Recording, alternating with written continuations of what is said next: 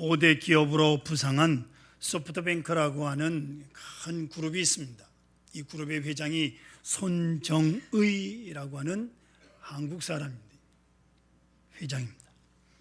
근데 이 손정의 회장이 권위주의와 연준에 매여서 헤매고 있는 일본 사회, 그 낡은 풍토를 부수고 인터넷 제국을 일궈낸 사람인데, 그러나 이 손정의 회장이 사업을 일궈낸 이면에는 숨은 비밀이 있습니다. 일반적으로는 생각하지 못하는, 어쩌면 우리만이 알 수 있는 독특한 숨은 이유가 하나 있는데, 말씀드린 대로 이 손정희 씨는 한국계 일본인입니다. 일본에서 태어난 한국 사람, 할아버지와 아버지가 대구 사람이에요. 그래서 그는 공무원도 못 되고 선거에도 출마하지 못하고 인류 기업에 입사할 수도 없는, 남달리 우수한데도 한국계라는 것 때문에 그에게는 모든 길이 꽉 막혀버린 겁니다. 할 수 없이 미국으로 유학을 하며 인터넷을 공부하고 인터넷 사업을 구상하던 끝에 소프트뱅크를 설립해서 오늘날 같은 세계적인 기업을 이루었습니다. 그의 부친은 손정희가 어렸을 때 너는 천재다 라고 차별에 위축된 아들에게 아주 큰 자신감을 계속 키워줬다 그럽니다. 만일 여러분, 손정희 씨가 길이 열렸다고 하면 우리 식대로 행정고시, 사법고시 그런 것도 보고, 또 국회의원에 출마도 하고 인류회사에 취직도 하고 등등 이랬다면 그는 오늘의 손정희 회장이 될 수가 없었을 것입니다. 무릇 인생에서 작은 과거의 성공이 큰 미래를 망치는 경우가 허다합니다. 어쩌면 길이 앞뒤로 꽉 막혀 있었기 때문에 그는 이 시련을 딛고 오늘같이 명예로운 사람이 된 것입니다. 그 시련을 이제 와서 생각하니 확실히 그에게 주어진 특별한 은혜였다 하는 것입니다. 사랑하는 성도 여러분, 여러분 마음속에 두려움이 있습니까? 혹은 사람들과 좋은 관계를 이루지 못해서 왠지 사람들과 만나기를 싫은 스스로의 고독을 느끼십니까? 혹 내가 하고 있는 일이 영 마음에 안 들어서 허무하고 허전하고 무가치한 생을 사는 것 같이 자신을 비하시키고 계십니까? 세상이나 혹은 되어지는 많은 사건, 걷잡을 수 없이 밀어닥치는 사건들 속에서 나는 초라하고 약하다고 생각하십니까? 그러면 그 원인이 뭐라고 생각하십니까? 세상이 잘못된 것입니까? 이웃이 잘못된 것입니까? 도대체 나의 불안과 공포는 어디서 오는 것입니까? 성도 여러분, 혹 그것이 나의 교만 때문이라고 생각해 보셨습니까? 그 모든 해결의 길이 내가 조금만 더 겸손하면 풀릴 수 있는 문제라고 생각해 보지는 않으셨습니까? 왜 막히는지. 오래전에 제가 선배 목사님과 대화를 하는 동안에 이런 고민을 털어놓은 적이 있습니다. 목사님, 저는 요새 용기를 잃어버렸습니다. 아무리 생각해도, 아무리 몸부림쳐도 교회가 부흥되지 않습니다. 나 자신에 대해서 아주 실망입니다. 이제 더는 뭘 어떻게 할 수 없습니다. 제가 생각해도 이렇게 허약할 수가 없습니다. 무슨 방법이 없을까요? 고민을 털어놓은 적이 있습니다. 이때 선배 목사님께서 여러 말씀을 해주셨는데 기억나는 말씀 중에 이런 말씀이 있습니다. 겸손을 배워라 하는 거예요. 좀 더 겸손해 보아라. 내 낙심의 원인이 교만에 있다는 것을 잊지 말라고. 또 하나, 성취욕을 버려라. 이제까지 못한 것, 앞으로 뭘 좀 굉장한 것을 하려고 하는 것 다 잊어버려라. 성취욕으로부터 깨끗이 자유하여라. 그러면 소생함을 얻을 것이다. 내용의 중점은 그겁니다. 늘 마음속에 생각하며 고마워하고 있습니다. 성취욕을 버리는 것. 늘 초심을 잊지 않으려고 합니다. 모든 능력은 주님께서 주시는 겁니다. 아멘. 내가 하는 게 아니거든요. 성 베르나르라고 하는 아주 유명한 분이 있습니다. 이 베르나르, 이 사람은요, 덕으로서 가장 높은 덕을 겸손이다 이렇게 생각을 했어요.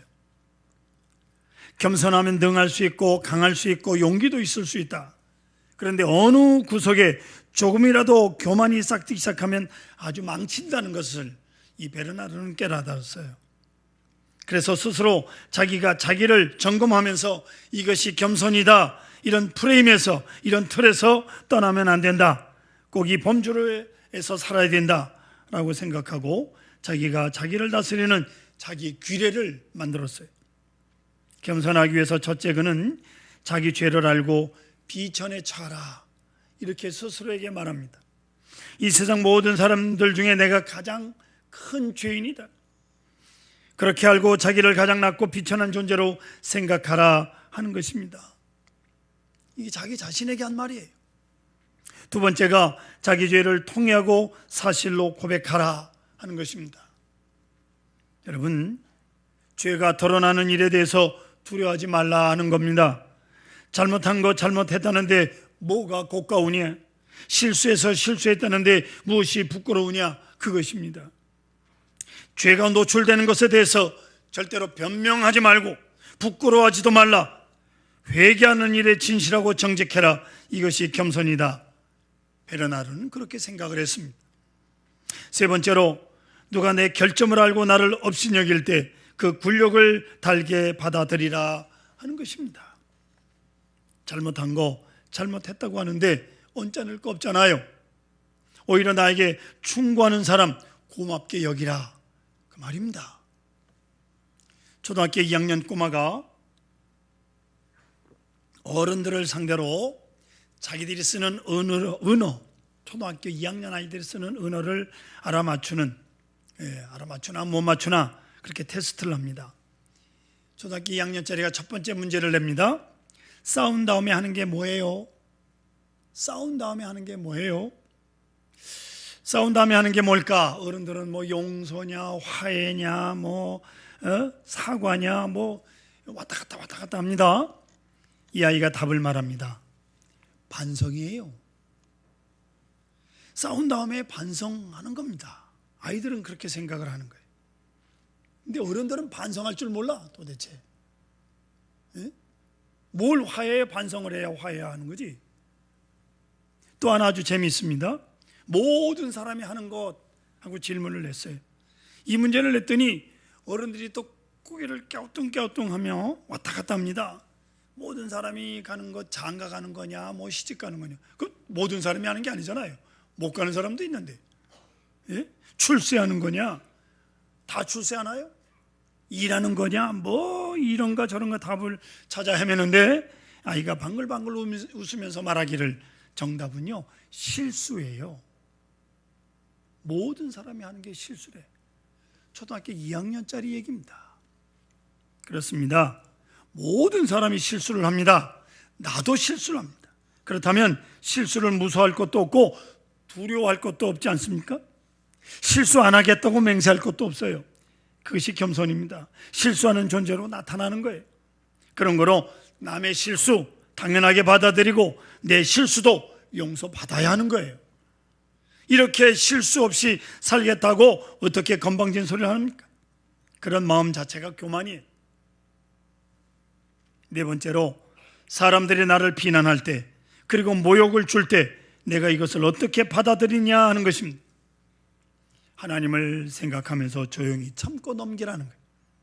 모욕을 당할 때 모욕당했다고 해서 자신을 생각하고 비굴할 것도, 그렇다고 나를 욕하는 사람을 미워할 것도 없다. 그 속에도 하나님의 뜻이 있는 것이라고 생각하며 그를 조금도 미워하지 않고 원망하지 않고 나 자신을 두고도 실망하지 않는 것, 이것이 겸손이다. 베르나르는 이렇게 생각했습니다. 다섯 번째, 전쟁이며 공포며 역경이며 고민거리며 등 많은 사건들이 몰려올 때 그 앞에서 나는 의연하여야 한다는 겁니다. 포항에서 지진이 일어났습니다. 의연하십시오.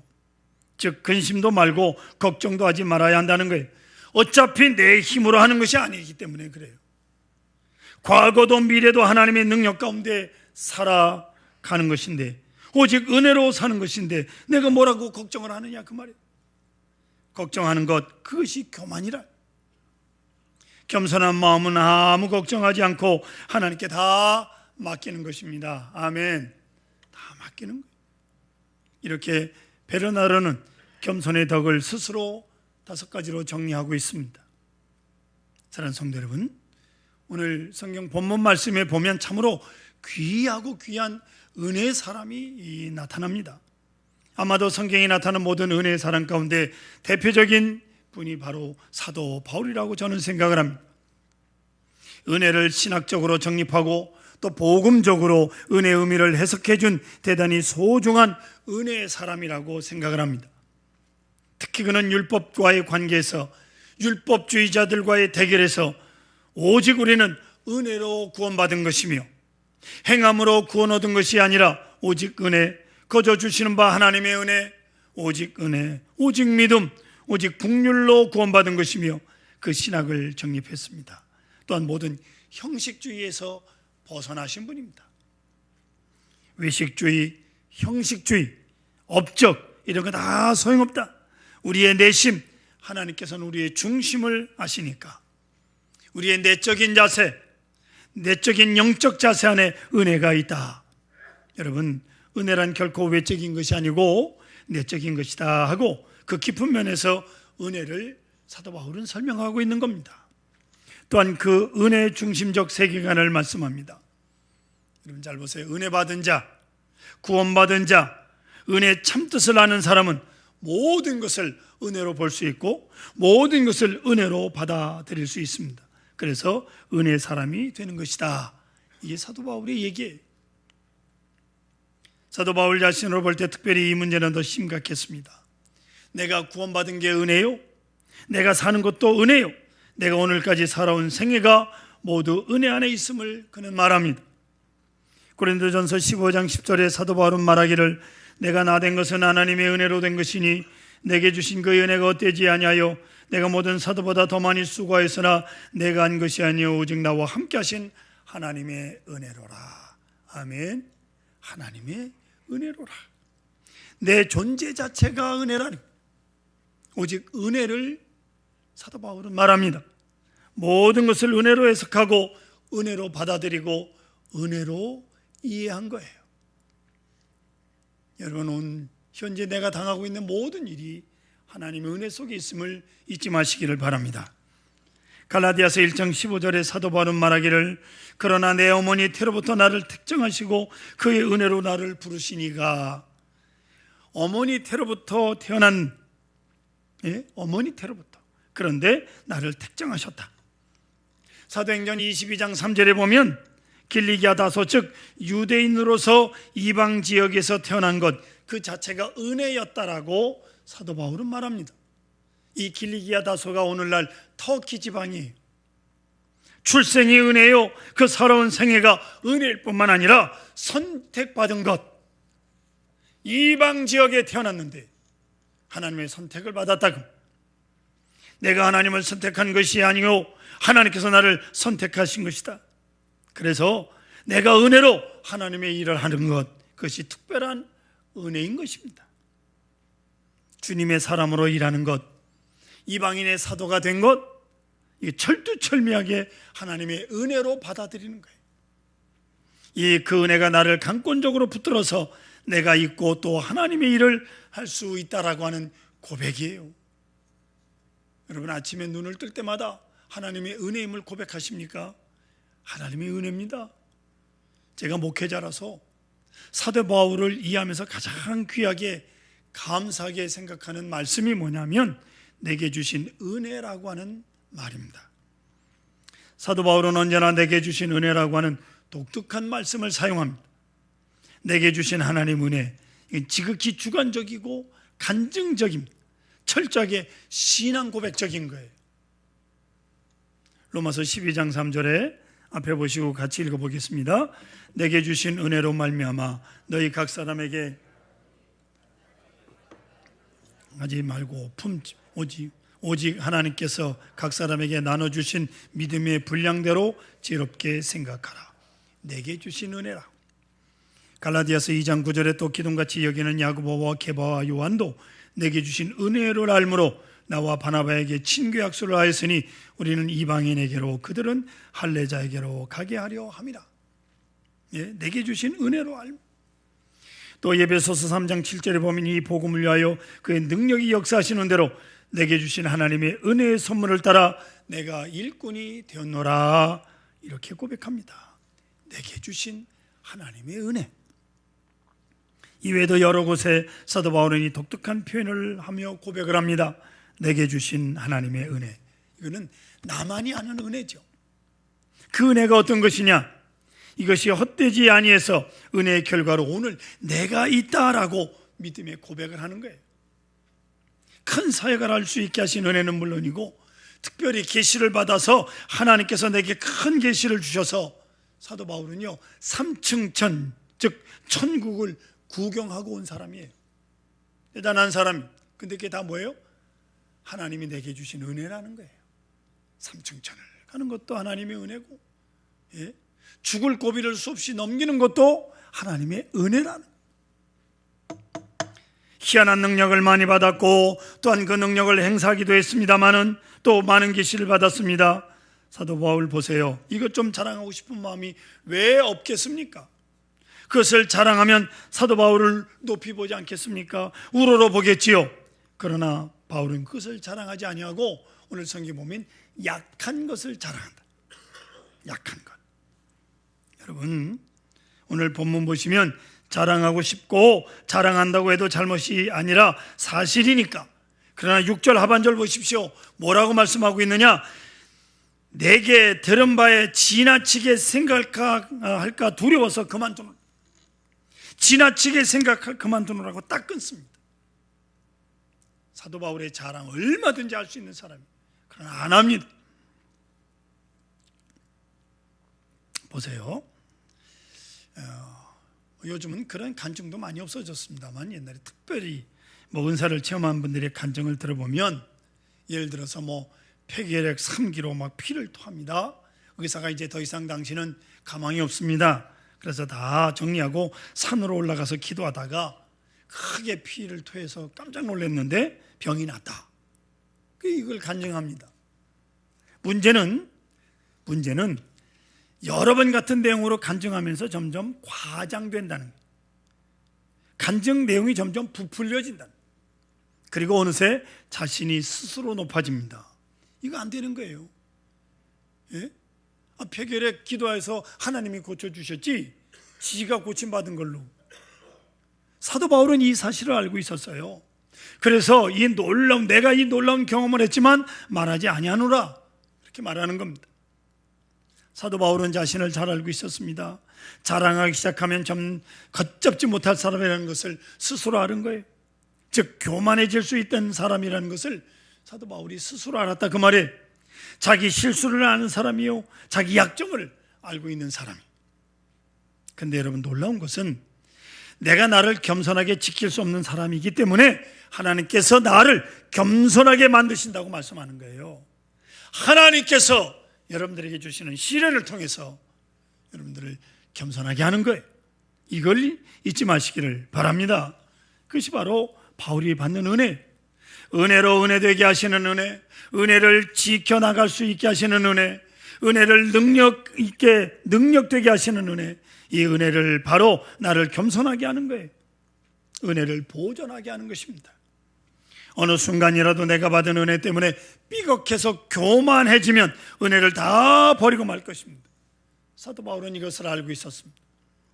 그렇기 때문에 나를 겸손하게 하신 은혜, 그것이 으뜸의 은혜인 겁니다.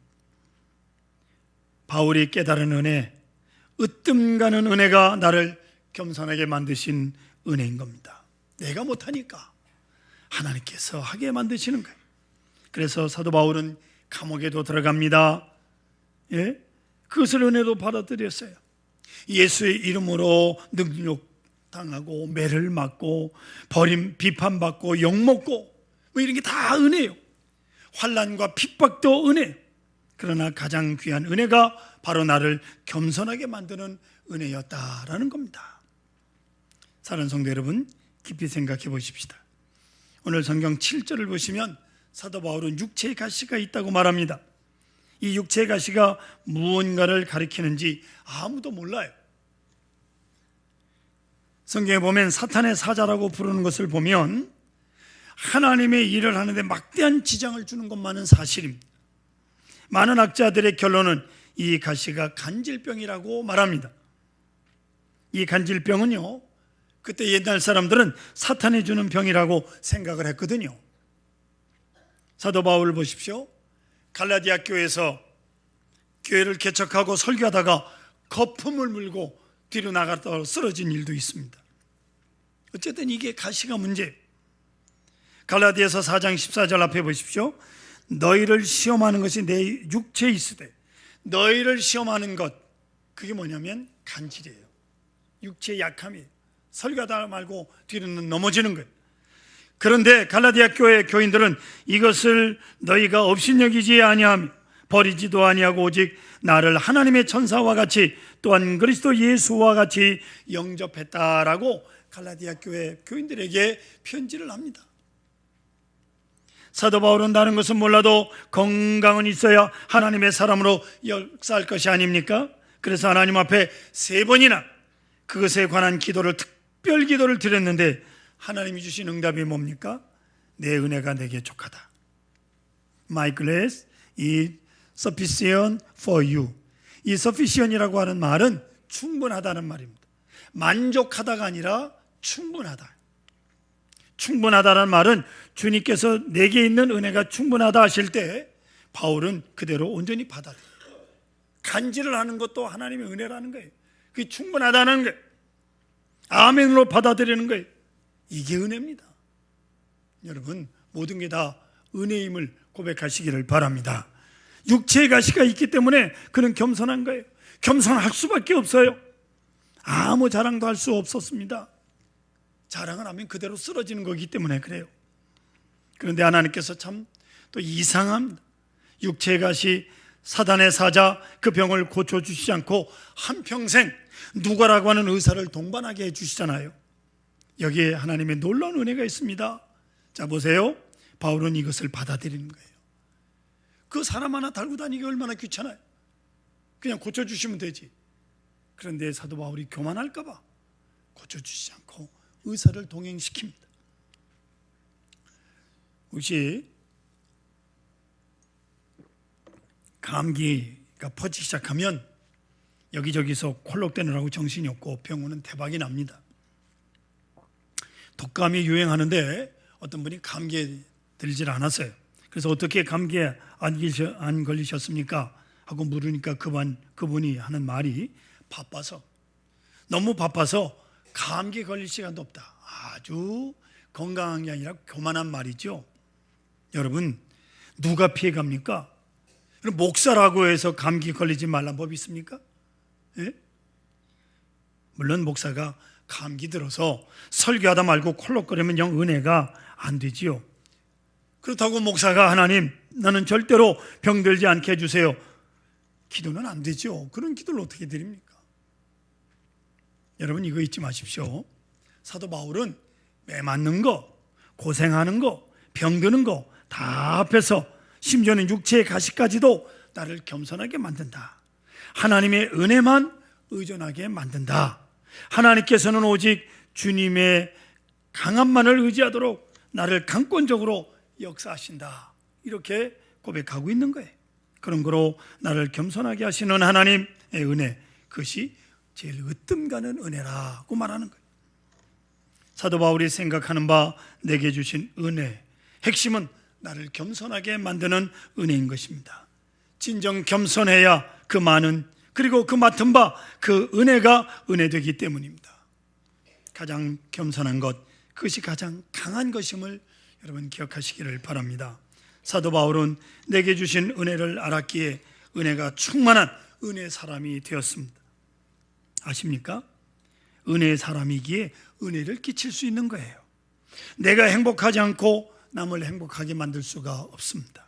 내가 은혜 충만하지 않고 누구라도 은혜받게 할 수가 없습니다. 사도 바울은 스스로 은혜가 충만했습니다. 나로 하여금 그리스도를 닮게 하는 것, 모든 것이 은혜인 겁니다. 이제 겸손해서 은혜가 은혜되고 능력이 되고 그래서 은혜 베푸는 사람으로 살아가게 된 것입니다. 사랑하는 성도 여러분, 이 감사의 계절에 모쪼록 가장 겸손한 사람으로, 그리고 가장 큰 은혜의 사람으로 그렇게 살아갈 수 있기를 바랍니다.